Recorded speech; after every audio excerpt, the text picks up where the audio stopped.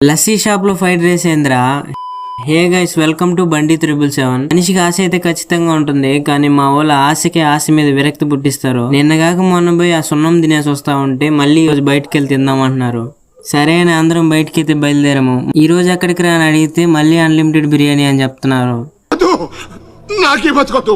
నాకు వద్దురా స్వామి ఎక్కడికి అంటే లస్సీ షాప్ లో ఫ్రైడ్ రైస్ తిందామంటున్నారు. ఏం మాట్లాడుతున్నావురా, నరాలు కట్ అయిపోయింది. ఇలా మనుషులు మంచివే గానీ మనుషులు ఎప్పుడప్పుడు ఇట్లాగా తేడాగా బిహేవ్ చేస్తూ ఉంటారు. సరే అని నడుచుకుంటే లస్సీ షాప్ దగ్గరికి అయితే వెళ్ళిపోయాము. నాకు ఇంకా డౌట్ గానే ఉంది, లస్సీ షాప్ లో ఫ్రైడ్ రైస్ తినేదేందో.